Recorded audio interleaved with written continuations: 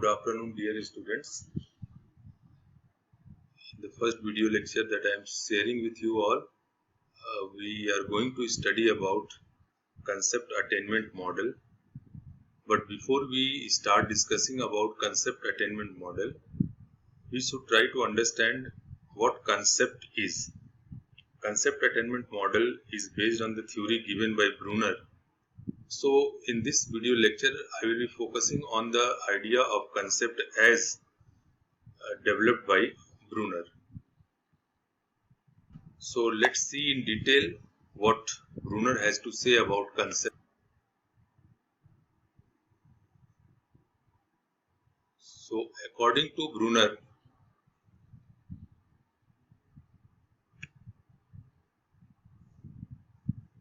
how we form a concept. Concepts are formed as a result of our human mind processing. We see the objects, the events, the things around ourselves, surrounding us, and we try to classify them on the basis of certain criteria. When we classify them, we create an abstract term, we create an abstract group of those objects or instances. So once we classify the objects surrounding us and group them together at one place, there are certain attributes, there are certain characteristics, or there are certain criteria by which we said that these and these and these objects should be grouped together. So once they are grouped together, they create a concept. They create a category, and this category is known as a concept. What mental processes are involved in the formation of the concept? Obviously, it is the process of inductive reasoning, induction. We see the objects, we see the things around ourselves, and then we try to find out the common thing present in them on the basis of certain criteria. And then we group them together.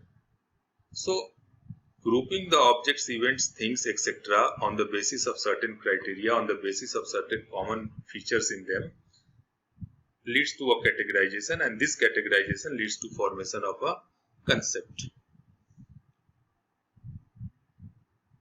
Now, before we go in detail what Brunner said, let's see two definitions of a concept. One given by Disico as a class of stimuli which have common characteristics, as I have told you in the earlier slide. And the second definition was given by Good. And according to Good, it is an idea or representation of the common element or attribute by which groups or classes may be distinguished. So he said that how two concepts are distinguished. The two concepts are distinguished because in one concept there are many different things, many instances, many examples included that have a common characteristics. In another concept, there are different characteristics that are not present in the first concept. So, to understand the concept more in detail, we need to understand what a concept consists of. According to Brunner, every concept has certain distinct components. The first component is label. The second component is attribute. The third component is the attribute value. And the fourth component is the examples. Beside these four, another component we can add is that rule or niyam. Now, what we understand when we say that a concept has a label, we have categorized the objects together on the basis of certain common things in them. Now we want to give a name to them. So we say that every concept has a name. At least we can give a symbol, but something is needed. Either we give a name or we give a symbol. The symbol you can see on the slide, it represents the money in a particular country. The name we give to a particular concept, the symbol we assign to a particular concept, these are known as the label of the concept. So every concept has some name or some symbol which is known as the label of the concept. Second, every concept has certain examples. we know that any concept cannot be created on the basis of one single instance. There are so many different instances, and those instances have something in common in them, and that's why we create a category of them and then we call it a concept. So the instances that has been included in the particular category is known as example. These examples may be many. These examples are many. For example, you take the concept of name. So there are many examples that can be included in this concept. Amit, Vikas, Anuj, Smriti. These are the different instances of the concept of name. But concept should be understood not only in terms of examples, it should also be understood in terms of non-examples, because these non-examples help us to understand in a better way what a concept is. So what can be the non-example? If you take the concept of name, as we saw in the previous slide, and we say that Anuj, Smriti are the two instances of that particular concept, there are many things which cannot be included in the concept of name. For example, chair, table, if these are written over there, if these are presented to you, you will not classify them, you will not categorize them in the same category as the category of name. So these are the non-examples of a concept. The next component is the attributes. Now, as I have told you, we see the commonness among the different instances. So what those commonness are? They are known as the attribute. Attribute are the defining characteristics or features of a particular concept. What were the characteristics that you saw, and then based on those characteristics you categorized certain elements into a particular category and you give a name to it to create a concept. So they are the attributes. Attributes can further be essential or non-essential. Essential attributes are present across all the examples of the concept. They are such characteristics that you cannot deny in any particular example of a concept. For example, a concept X has 5 examples. So that attribute, that characteristic which is present in all the 5 examples of concept X is the essential attribute. Beside that, we also have non-essential attributes that may or may not be present in a particular example. Certain are essential, certain are optional. The essential characteristics are essential attributes. The optional characteristics are non-essential attributes. For example, a dog. Dog is an animal. All dogs are animal. Essential. It is an essential attribute. But violence in dog is an optional.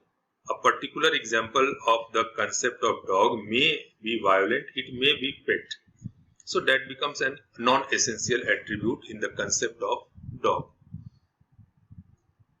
Now we move ahead and we can see that every concept has certain examples. Here 2 examples, example 1 and example 2, and as you can see that there is an overlap between the 2 examples. That particular overlap shows that it is essential in the particular concept. Beside that, we also have non-essential attributes that are present in particular example but not across all the examples. Then we have the attribute values. Whatever attribute you have seen, they may have certain permissible different values. So attribute values represent the range of acceptable values for a given attribute.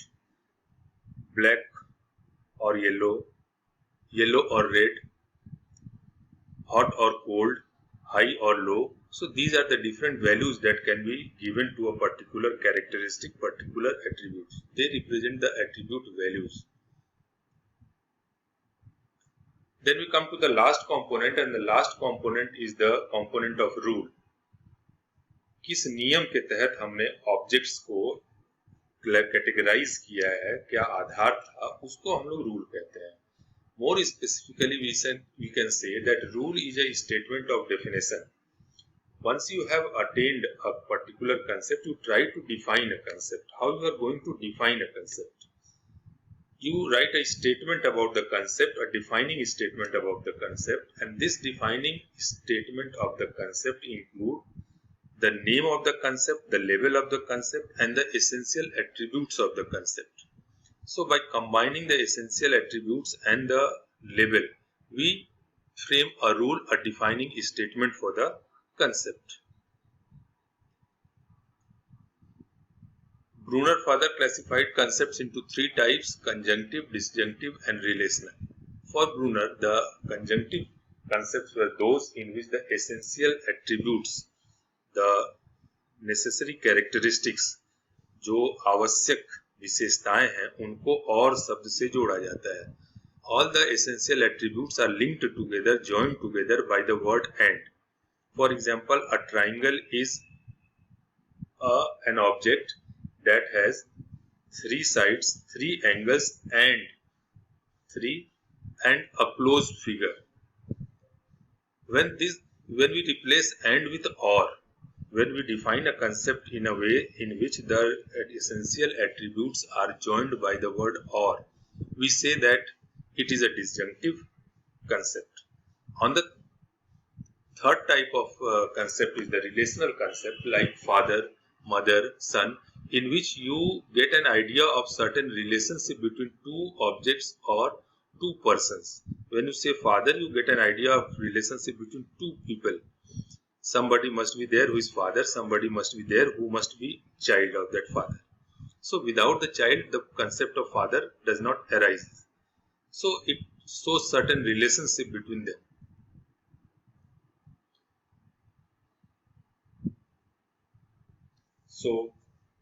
So far we have seen that according to Brunner, concept is the fundamental building block of all the disciplinary subject basis learning and teaching. And development of concept among the student is a very great importance for the success of teaching and learning process. And that's why we have dealt in so detail about concept in this video lecture. And you must benefit from understanding of the idea of concept during your internship program and in the understanding of concept attainment model.